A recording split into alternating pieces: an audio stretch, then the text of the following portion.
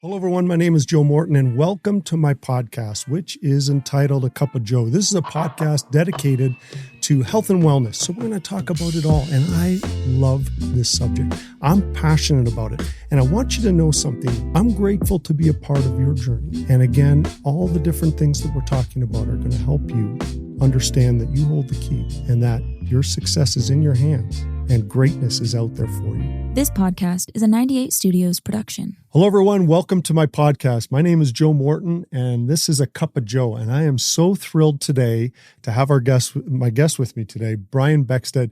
We have been friends a long time. We've been neighbors. We've been friends. We've been business partners. Yep.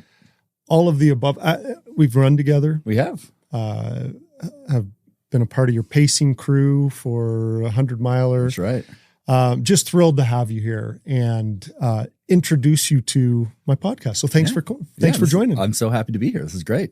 You know, I remember we were neighbors for many years, but I remember the moment when I had this experience. I was with my son at Camp Steiner. Do you remember this moment? I totally remember this moment. Yeah. I do. You were like a scout leader for my son. I was an assistant Caden. scoutmaster. Yeah. Huh?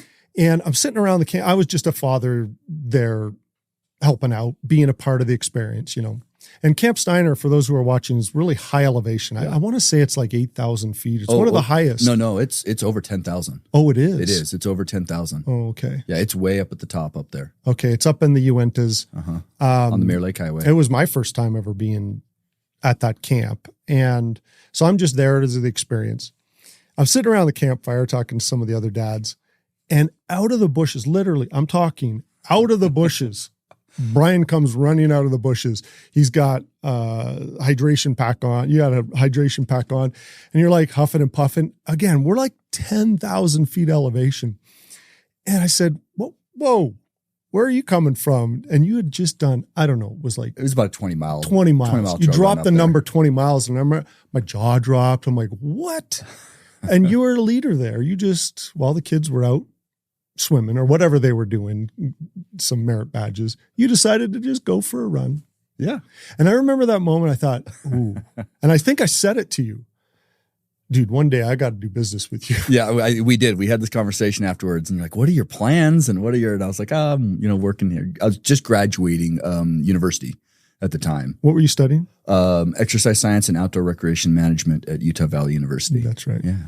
Yeah. Wow. So, and from there, of course, you just kept running. I mean, you do everything.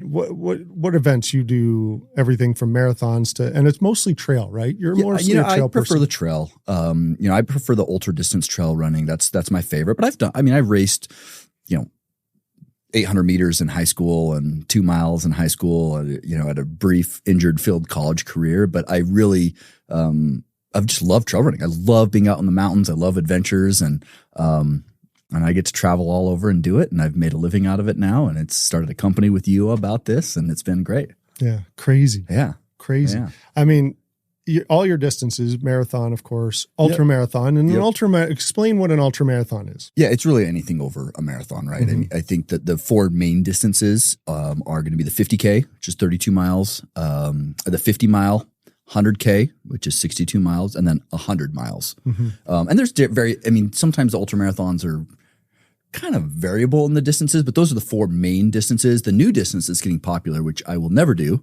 and that is a 200-mile race, which is becoming quite popular, but I don't see myself doing that. So, well, you have gone past the 100. You were just saying the UTMB in Europe was 106. 106, yeah. Miles. I've done two of that 106-mile-ish distance, but. And with how much elevation? What was the elevation gain on that one? The Mont Blanc is about 34,000 feet of up and 34,000 feet of down. So goodness. it's just up and down all day, all night, all day.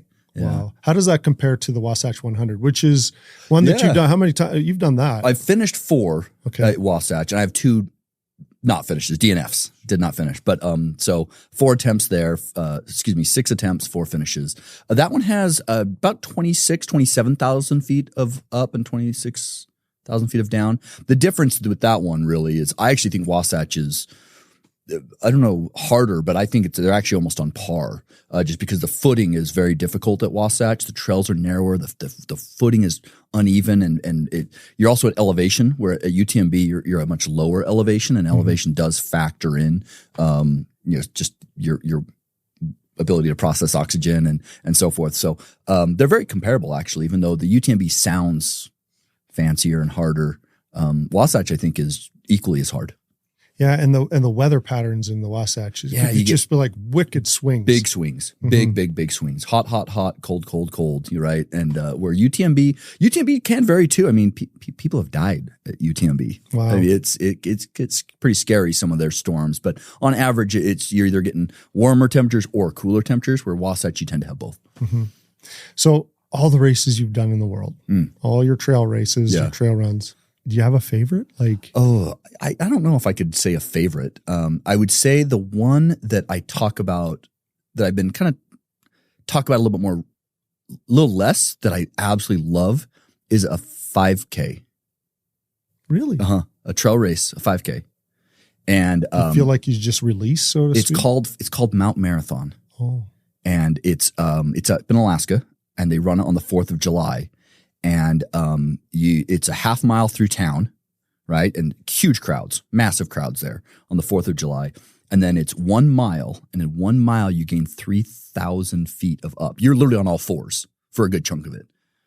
It's wild. It's one of the coolest races I've ever done in my life. And it's literally it's like a 3.3 miles, I think, is official distance or something like that. It's like a long 5K. Oh my gosh. And it's like you are scrambling. Oh, you are full. And then going down, I mean, you have to come back down. Oh yeah. Going down's nuts. It's crazy. It's awesome. It's really fantastic race. Now, you used to live in Alaska, right? You did several times summers in Alaska. I used to spend my summers. I used to pack up my car May 1st in college, and I'd drive to Alaska and find whatever job I could. And just live. And I think you inspired my boys, because I've had Caden's done it and Ethan's done it twice. Did they enjoy it? They loved it. Oh yeah. I did that 2 summers. I met my wife between those, actually.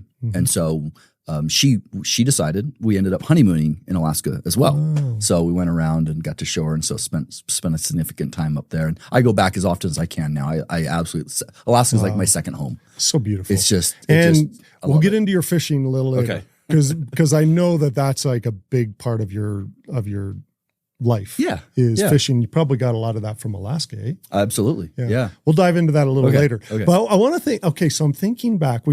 I mentioned at the beginning that you and I have done some business together, which is kind of fun. Ultra's been a fun ride. Wearing your brand on my hat. I know. I'm not. And I got shoes on. You got shoes on. Yeah.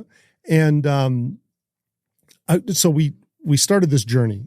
And I had Golden on here, as you know, where he talks about that passion of running and the mechanics of running and so forth.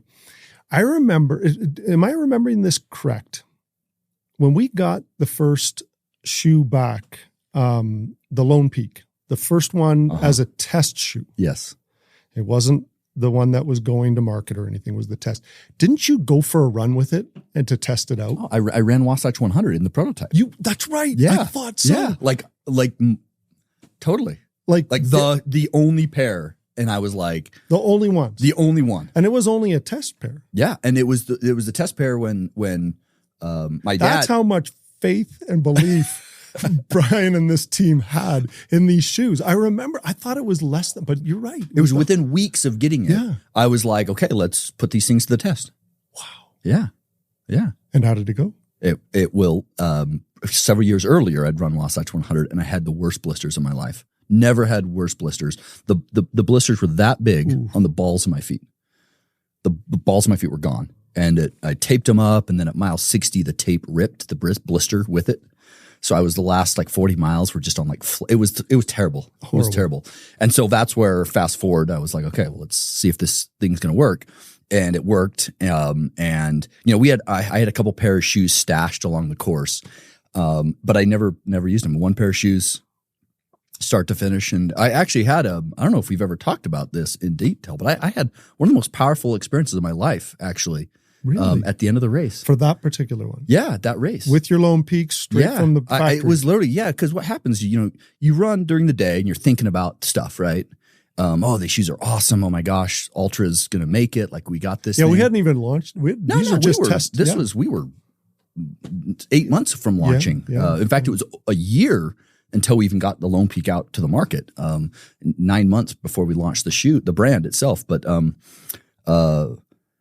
yeah, you know, when you're running during the day, it's great. You're thinking and so forth. Come nighttime, you're just miserable. Like running ultras, like the 100-mile distance at night is deep. Oh, it gets real deep. Mm-hmm. It gets really deep. Kind of dark too. Very dark. Not just physically, mentally dark. Yeah. And it was really cold that year. It was one of the coldest years on record. And so you just huddled up, right? And you're just one foot in front of the other.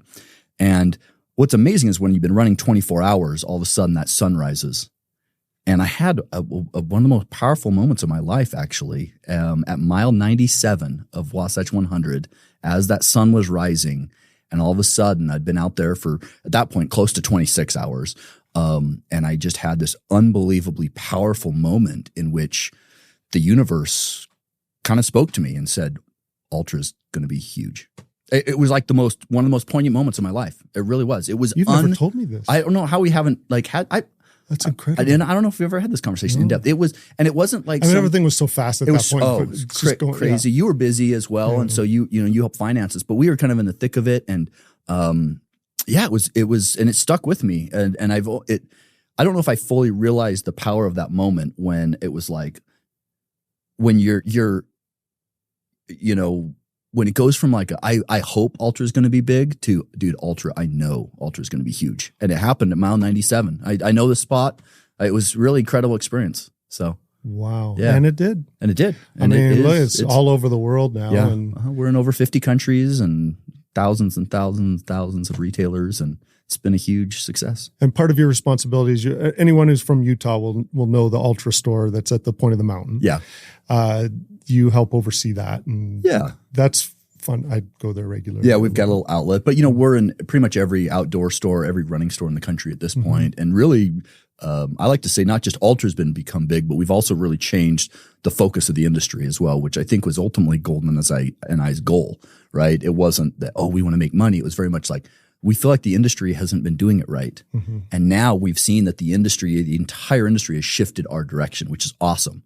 Right, lower heel heights, roomier toe boxes, less structure and support in terms of overcorrection pronation. So to see that shift in the industry has been really cool to know that we literally changed an industry, Joe. It's incredible. Pretty wild. It's incredible. And I see it around the world. I was just this past weekend in Sayulita, Mexico, and I was running on a trail. I found like the town's a little small, kind of sleepy surf town. And I found this trail and just started going out like nowhere. And a dude runs past me and he's wearing Ultras. And I thought, that's kind of surreal. Yeah. You must feel that. I do. As you go around the world, because you'll see them everywhere. Yeah. My father-in-law texted me, he's in Istanbul, Turkey yesterday, and he texted me a pair of Lone Peaks that he saw walking around Istanbul, apparently. So it's fun. It's really cool. Okay, so it's taking you all around the world. Yeah. Where's one of the coolest experiences you've had running in a cool experience or a moment? Because Ultra takes you around the world, of course, and you go to conferences and you go to events and whatnot. Have you had one of those like really cool moments that you think back of that time when you were doing that run, the 100, and just go like, wow, it really did happen? Yeah. There's been several of those, actually. I think one of the ones that was particularly special was China. I was in Beijing. Really? And, about an hour outside of Beijing, there's some really cool foothills and mountains. And this was probably 4 or 5 years ago. And I went there and we did this vertical K. So it's a vertical uphill. And in China, and it was called the King of the Mountain. We had a shoot called the King MT. I remember that. And it was kind of a race. That was kind of like from King's Peak, though, King's right? Peak, inspired, by King's Peak. And so we did this race, and it was called the King of the Mountain, and supporting the King MT launching in China. And it was a vertical K in China, and we passed all these like old like pagodas and like up in the mountains of outside of Beijing, and it was really cool. And I was like, here I am, and there's a couple hundred runners, most of them wearing Ultras in China, of all places, in proper China, and here I am running right there. Great Wall is over here, and you got these mountains and these pagodas and these old amazing shrines and whatnot. It was really kind of like, wow, this is not just a little Utah brand anymore. This is big. Mm-hmm. And speaking of UTMB. This year, the shoe record just came out. We're the third most popular race at the most popular ultra in the world. Third most used shoe brand. Really? Yeah. Wow. Yeah, number 3. And how many? It's been 12 years? We launched, 12 and a half years ago. 12 and a half years ago? Launched April of 2011. Wow. Yeah. And so that's cool, right? It's cool to see us. Trail shoes, you guys really do. You have made a mark. We dominate in the trail space. Road. Our first shoe was a road shoe. I think a lot of people forget that. But the early adopters and the growth mindset within the brand has very much been on the trail. We're at Run Specialty and Outdoor Specialty. We're basically the number one brand, a number one shoe in the trail running space. It's always like us and Hoka are like back and forth. But we own over 25% of the trail running world, and especially retail in America, which is pretty amazing. So cool. Yeah. Okay, so I want to point this out. When you guys started naming the trail shoes, I love this part about the story. If you notice the names of them, I don't know if you've gone beyond Utah now because it's been 12 and a half years, but all the shoes are named after a peak in Utah. Some of the favorite peaks that you and Golden love to just run. Yeah. Like Timp, for example. There's a Timp. Mount Timpanogos, right above us. Olympus, which is my that's our max cushion. That's my favorite one. Okay, that's pretty much all. I like that one because running over rocks and stuff coming down, that's just a little more comfortable. Sure. Of course, Lone Peak was your first one. You continue to have the King. The King, for King's Peak. What other ones? We have Superior, that's which is the mountain. Just as if you're skiing over an Alta, it's the mountain right across from you. And that one's like fast. That's our low and light. Yeah, it's really a little more flexible and not quite as protective. It's really nimble and quick. It's fun for maybe like a quick 5K or something like that. But I don't like to be on big rocks like Rock Canyon. Forget it. I don't it's hard. Olympus all the way. Sure. Other ones? The latest shoe that we launched, we did go away from it, and we made an ultra marathon racing shoe called the Mont Blanc.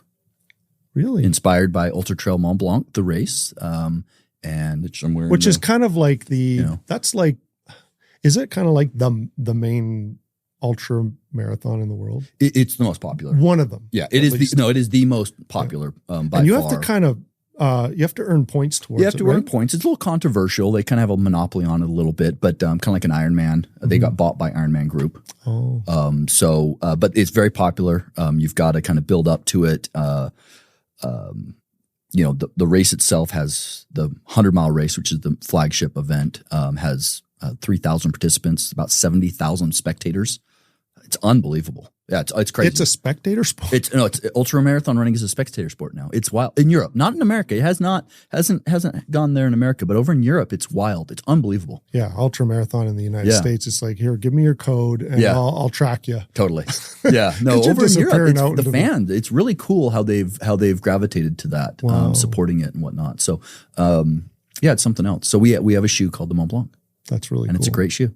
That's really cool. Yeah. That's amazing. Yeah. And another thing that I love about, like, you guys really walk, you practice what you guys preach. And I love that about it.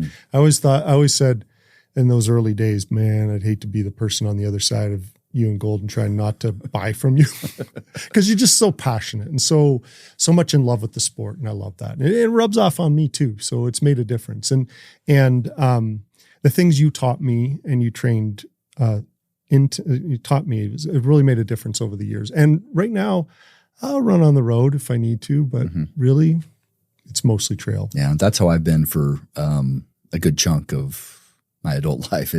I'll road run, and I like to do road marathons. I think they're fun. This shirt's actually a Boston Marathon shirt underneath the vest, and I've done Boston a lot. I love going and doing the road marathons and the races for that, but just the training, the grind, I just find so much I guess I don't know what it is. It's something about the peacefulness of the trails. It really engages my mind so much more than it does on road, and obviously it takes you to some amazing, beautiful places, which I find really inspiring and something I really enjoy. Is just being up in the mountains or out in the trails, even the desert. I love going down to southern Utah and running in the desert as well. The wilderness experience for me is what I love.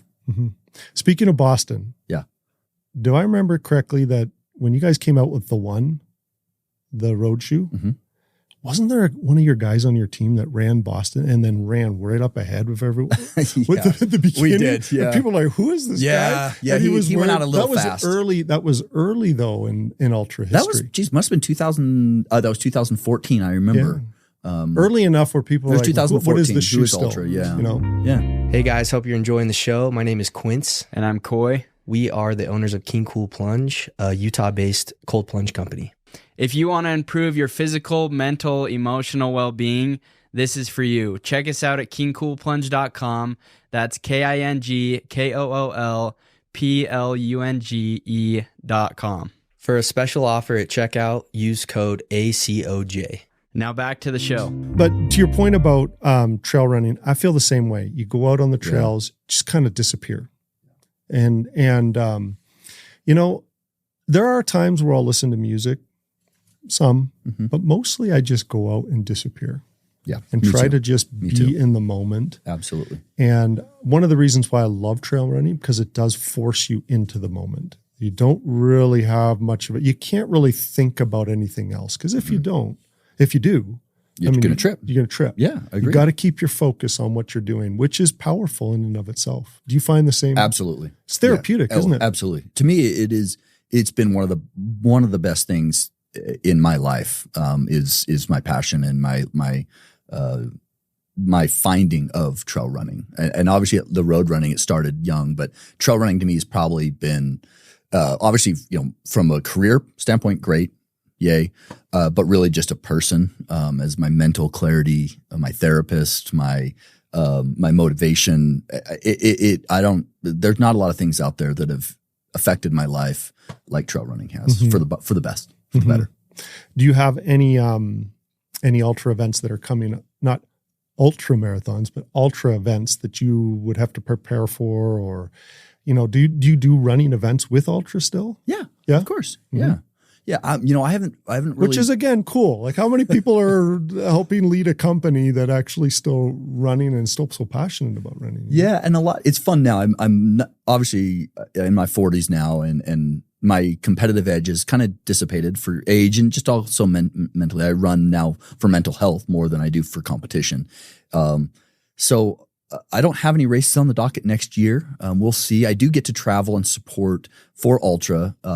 A lot of our events and our athletes. And so, this year I was at Hard Rock 100, which is, I think, the hardest main 100 out there. It's significantly harder than UTMB. It's down in the San Juans of Colorado, San Juan Mountains. It's really spectacular. And we're the title sponsor, so I was down there.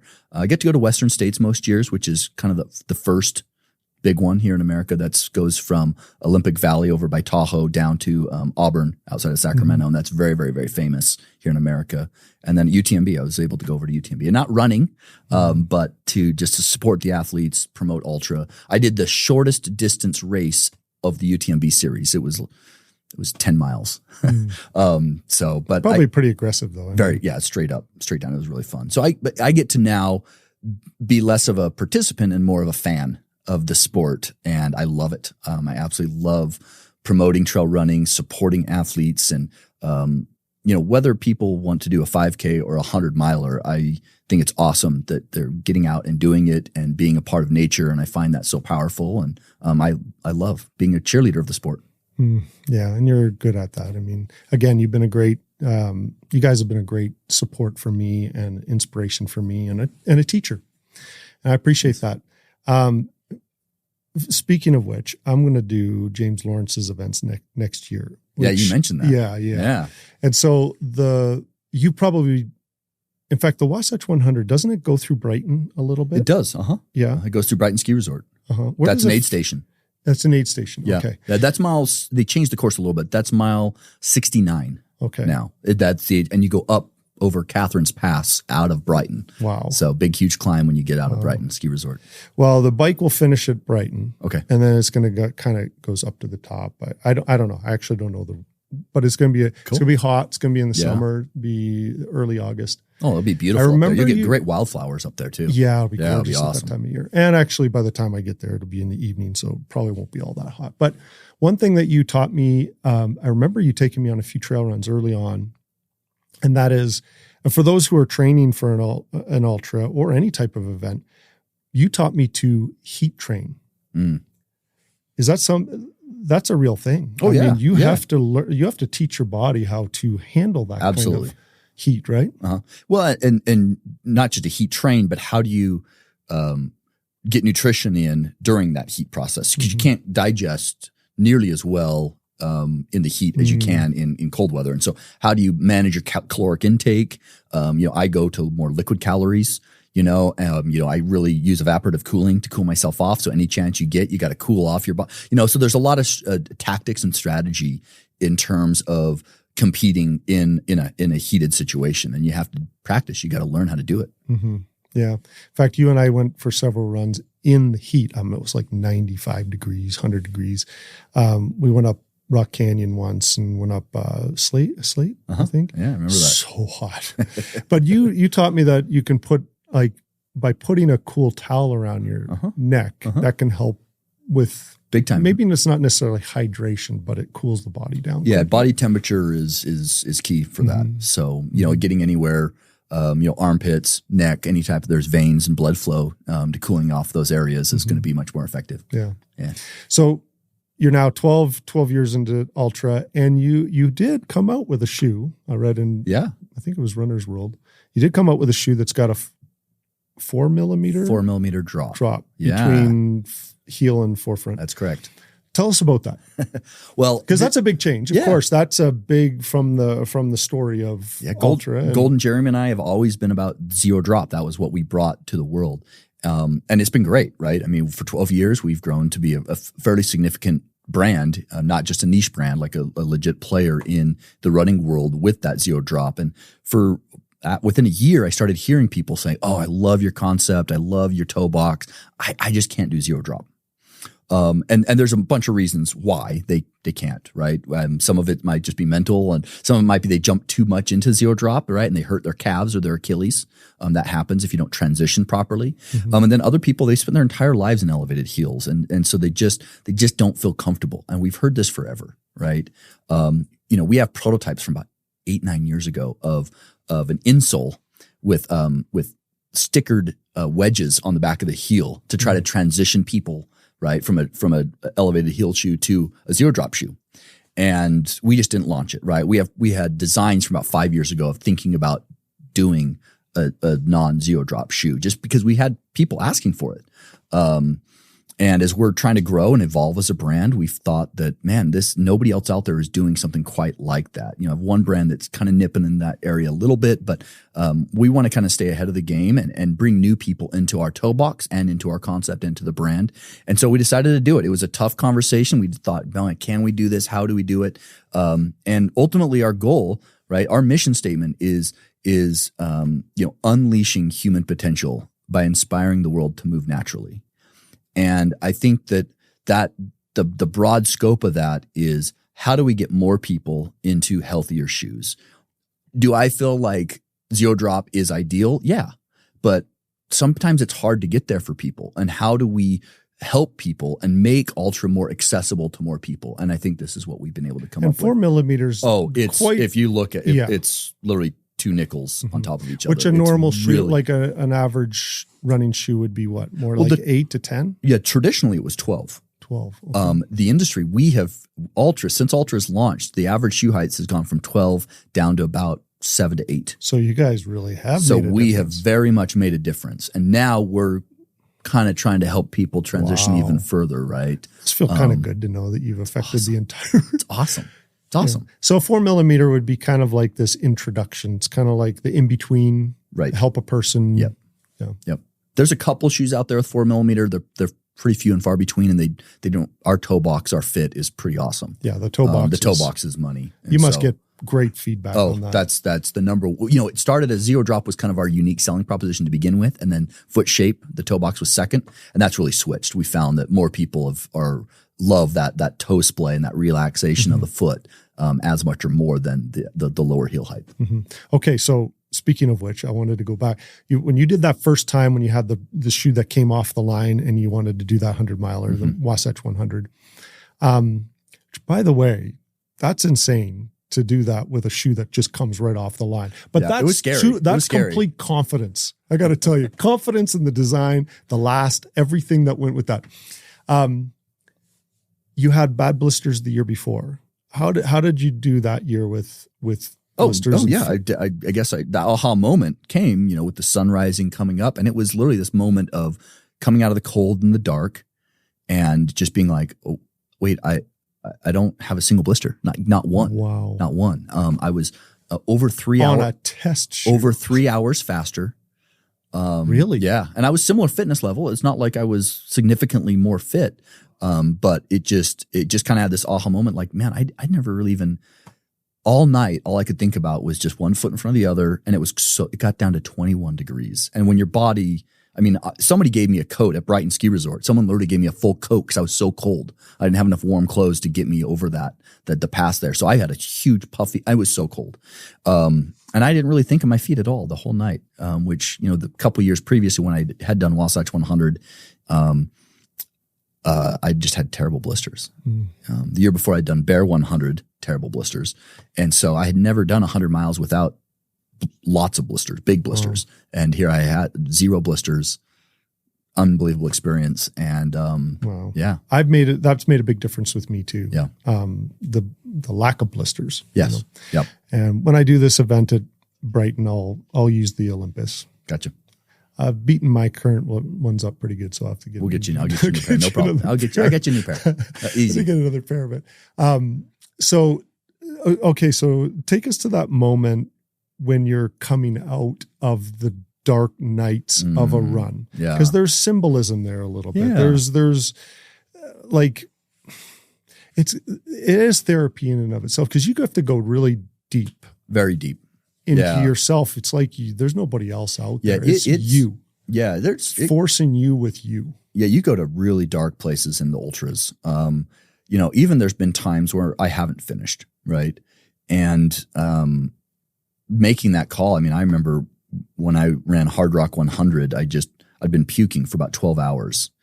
And when they cut off they'll give you like a wristband or a bib or whatever. At Hard Rock, they give you a wristband that's significant. They cut that off. The moment they cut that off, I remember just sobbing because getting over that moment, whether you're DNFing or finishing, right, getting through those difficult parts, you have to dive deep to want to do it, and you've got to find energy. And I think most humans underestimate their own capabilities.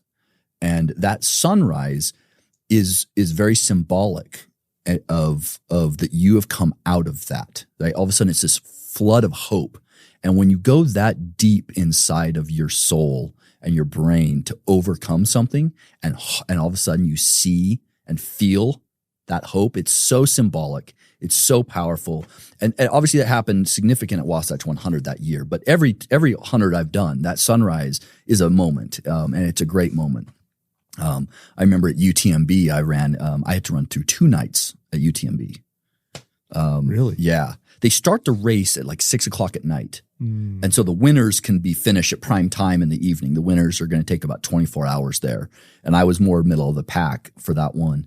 And so you run the first, you run a couple hours of daylight, then you run all night, and then you run all day, and then you go into the night. And I remember that sunrise came up on the second of 2 nights, and it was pretty awesome. And I finished at sunrise in the morning, and it's just a really, really significant emotion, so emotional, really powerful. That must be even extra emotional on having 2 of those moments. Yeah. Yeah. Wow. Did you get any sleep during that, by the way? I took a 20-minute nap at UTMB. That's all you got? 38 hours. Shows you what the human body is capable of doing. It's so much. That must be really good for you too, to realize how far you can push yourself. Oh yeah. People constantly, I see this in business, right? I see this in exercise or, schooling. You know, there's people, when you put your mind to something, when you're passionate, when you have a belief system that backs it up, you can do a lot. You can do a lot. Mm-hmm. Wow. So. Wow. That's really cool. I never thought, I didn't know you'd have two nights. Yeah. I've never gone to solid nights. Yeah. And that was interesting race because I purposely started at the back of the pack because I had Wasatch 100 12 days later. So For real? Yeah. And so when I did UTMB, I was like, I don't know if I'm ever coming back. I'm going to be a tourist, a total tourist. And I started dead last. Like literally I started dead last on purpose. And it was really interesting too, because all of a sudden I realized it was almost annoying that first night because I was just in a Congo line. You couldn't get around people. There's thousands and thousands of people. And then the next day all I did was pass people for 38 hours. I passed people. There was 2,700 starters and I started almost right around dead last, and you can track my progress. All of a sudden I was 2,200th and then 19th. I finished 500th place. I passed over 2,000 people. My goodness. Yeah. Wow. And man, that's cool too. So if in doubt, if you're going those long ones, start slow. You don't want to be the one. You want to be the one passing people. That's very motivating. And so that was cool. And then I turned around and I did do Wasatch 12 days, and I finished both. Really? Yeah. When was this? This was 2015. That was like the end of that was like my peak. It's all been downhill from then, but did back to back there. And that was something else. That was pretty cool. That's a lot to accomplish in a 12-day period. It was a lot. 10 day, 12 day. 12 day. Yeah. Wow. And you got the jet lag going as well. Incredible. But that was cool. So, another passion of yours. Now you've done everything. Kayaking. I remember you used to kayak quite a lot. I don't know. Do you kayak? No. When I started having, quite a lot. I used to do a lot of whitewater kayaking. When I started having kids and then starting Ultra, it was just don't have time. Yeah. And I got churned out. Whitewater kayaking is dangerous. Yeah. I got churned out a few times, and I decided to sell my kayak after having a kid and whatnot. So we still love kayaking. We do a lot of lake kayaking now. And I still do some river rafting up in Alaska, fishing. I do these long float trips. Now that's a big passion of yours is fishing. It is. Yeah. I love fly fishing, particularly. Fly fishing. Absolutely. Talk about your fly. We're going to shift gears here a little bit, but I want to cover this because this is fascinating. I see your Instagram post. You actually have multiple Instagrams. Oh, I got But your one Instagram, you're always showing that you've gone fishing. In fact, we need to still do that one time. You and Ethan, I need to talk to Ethan about that. Yeah, we'll get you up there next summer. Where we do like a run. Yeah. And you fish. Yeah. I coined the term ultra fishing. And this happened right around the time I was starting Ultra, because I used to do long backpacking trips and I was just an outdoors guy. And I tried to figure out, okay, how do I combine? I got to train for my ultras, but I love fly fishing. And I kind of coined this term, and it's one of my Instagrams, and ultra fly fishing. And I run up to these lakes in the mountains with a little fly rod, and I have a whole setup, and I'll catch just literally, you'll have 50 years. Yeah, nobody's up there fishing. You'll run up, and I get my training in, right? You run 10 or 15 miles up in the mountains, fish for a few hours, and then run out. And it's awesome. It's awesome. So cool. And it's really fun. So that happened. And, it's hard. Finding time for all of these hobbies is very difficult, right? So I've kind of had to slim down. I used to be a rock climber. I used to whitewater, and I don't do any of that anymore. I just run and I fish now.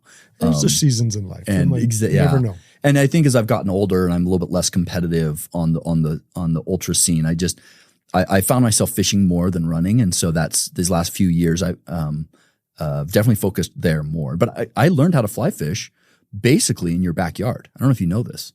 On Provo? Yeah, when I was 12 years old. Really? Yeah, I begged my dad for my 12th. Which is one of the highest rated it's a great fly fishing is the Provo River. I didn't even know that until recently. Yeah, so I used to ride my bike over to the library and rent VHS tapes and then ride home, watch them, and then I'd ride down my bike to the Provo River right behind your house, and I taught myself how to fly fish. Wow. You've been doing this a long time. Yeah, since I was 12. So I grew up fishing with my dad, but he didn't like the fly fishing. So we'd use traditional rods and, loved it. Absolutely just was. But I'd see these people fly fishing. I'm like, Dad, I want to do that. And he'd be like, oh, that's just all tangles. And, but I was like, I was adamant, I'm kind of stubborn like that. And so, I ended up teaching myself how to fly fish when I was 12 years old. And it's just become, a lifelong passion. And that as well is like the trail running we were talking about, where it kind of forces you into this moment. It's almost therapeutic, isn't it? Yeah. Like, do you see it as Absolutely. you just go out there and kind of lose yourself in time a bit? Yeah. And I like fly fishing. I'm a busybody, so I kind of pick my nails, unfortunately. And I'm not good at sitting still. I'm always been a mover and a goer. And so fly fishing for me is great because the whole time when you're casting, you have to move the line with your hands. There's no reel to do that for you, right? There is a little reel, but you're using your hands, casting, stripping in, setting the hook. So I find it very, you can be very present in that moment. You're focused entirely on that. I love getting in the river. I love the pressure of the river around my legs. I love the sound of the moving water. And obviously I just love nature. And so, and most of this, I might add, as much as a lot of people see me as a very social, outgoing person. I'm not. I have to really, it's hard for me to do that. I spend most of my training, most of my fishing is alone. And I like that. I like being alone. I like the silence. And the fly fishing is really great for me. I love it. So, and you have a little business where you tie flies. I've been tying since I was 11. Yeah. I got my fly tying kit first because we used to use a fly with a bubble on a traditional rod. And, so I got a fly tying kit when I was 11 and learned how to tie flies when I was 11. And they started a company a few years ago, developing flies for the Amazon jungle, actually. So, I went down to I just like adventures, and I found myself get to travel, and I found myself in the jungle of Colombia and fishing for just river monsters, like just massive, crazy monsters. And not a lot of companies were tying commercial flies to buy for those species. And so started developing just my creativity.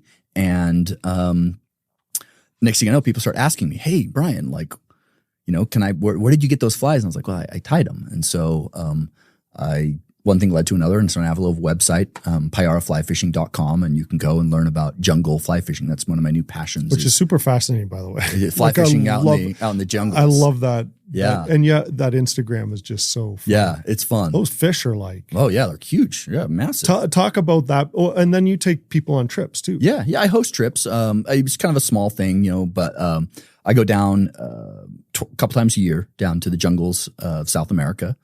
Usually Colombia, but I've also done Bolivia and Brazil and spent a little time in Venezuela, but mostly it's Colombia. And we catch these payara, which are these vampire fish. They have these huge fangs that go up through their forehead. They're amazing. And peacock bass, they're unbelievable colors, and golden dorado and sardinata and pacu and all these amazing species down there. And we catch them all and target all of them on fly rods. And it's fun. I love it. I absolutely love it. So, check out the Instagram, everyone. Seriously, spell it. Payara. So that's Pyara, flyfishing.com, pyaraflyfishing.com, or Instagram, pyaraflyfishing. And it's fun. These fish are wild looking. They're crazy. Like, they're big. They're big like this. Yeah, some of the big ones, yeah. And their teeth are gnarly. Yeah, it's wild. You don't want to get mixed up with one of those. Yeah, I love adventure. I feel like ultra marathons have provided that. And now that I'm not into pushing my body as far as I used to, I get to kind of push the limits in other ways. I spent a lot of time doing rafting trips in Alaska, in the backwoods of Alaska. Now I've kind of focused more on my time off work in Colombia. And I kind of like that too. I live in the mountains now here in Utah. And so the summers are great. So I used to spend a lot of my summers in Alaska. Now I spend my winters down in South America now. And it's great. I love it. When's your next trip? It's in February. In February? Yep. So I go down in February every year, first week of February. And when you guys catch these, do you eat them? I guess. Yeah, we release most of them because the fly fishing is it's not particularly invasive to the fish. But we do eat them. We eat all the species. You can tell your guide, hey, I want to eat a payara today. Okay, we'll eat a payara today. Yeah. Are they good eating? Yeah, they're really good. Yeah, white, flaky. And they have the indigenous populations down there. It's amazing. It's really, I can tell, we can go on a whole nother podcast on some of the indigenous populations and their feet, how strong they go barefoot everywhere. It's unbelievable, their feet. You cook them up, they smoke them, they cook them, and they do their traditional style. It's really fun. The bass probably pretty good eating. The bass is great, yeah. Surprisingly. Bass up in America, I don't think they're quite so good. The bass down there are fantastic. My favorite way of doing the peacock bass down there is that they do it ceviche style. which is fantastic. Really? Yeah, it's great. Delicious. That would be good. Peacock bass ceviche. That's amazing. And when you're fishing, you were telling me the other day when we were talking that you could see like pink dolphins. You'll see pink dolphins and monkeys and howler monkeys and all sorts of, parrots and macaws and all sorts of stuff. Yeah, a lot of caiman as well. We got to talk about it. I would like to come on one of these trips for sure. We'll try to get you there. It's fun. Sure. And some of the trips are a little more experienced. Some of them you can be a novice. The one I do the first week of Feb, you don't have to be an expert, fisher to join. It's just a wonderful wilderness experience. You'll catch fish and it's great. And it's very we spend a bit of the time on a indigenous Sequani Indian reservation, and they host us, and they're wonderful, wonderful people. And we, are able to donate to them and also help them maintain an indigenous lifestyle, actually, as well, which is rare. This modern world of ours is so hectic and so busy, and to get away in the jungles or the mountains or the rivers for me is. I don't know what calls me there, what primitive nature, whatever. I love it. And so seeing these indigenous populations out there, it's pretty cool. Awesome. Yeah. That's great. Yeah. Well, we're coming to the end here. A couple quick questions. Yeah. Favorite season to run? Ooh. Do you have a favorite season? I like the edge seasons. I love fall. I love the fall colors running in the fall, and then I love that like early May where the trails are dry for the first time and the grass gets really, really green.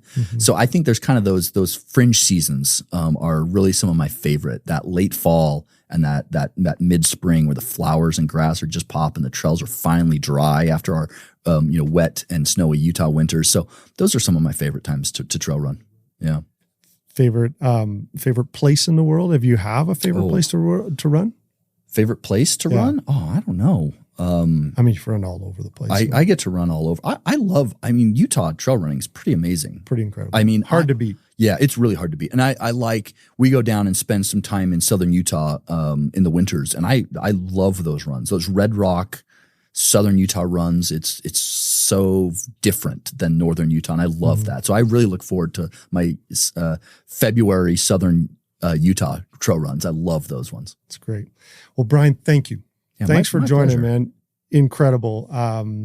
You've made a big difference in the running community, not, of course, locally, but worldwide. I mean, this vision that you guys had and that 12 plus years ago. Look where it's gone, and the places you'll go. The places. That's right. I love that. Incredible. And so fun to be able to talk to you about your passion for fishing and where that's taken you to. Yeah. That's a whole nother business that you got going. It is. It's fun. Well, thank you. I've always really looked up to you and admired your mentorship and obviously doing business with you and just being a friend. I really, really look up to you. So thank you, Joe. Thanks, Brian. I really appreciate that. Thank you for joining on A Cup of Joe, my podcast. Thank you for joining, everyone.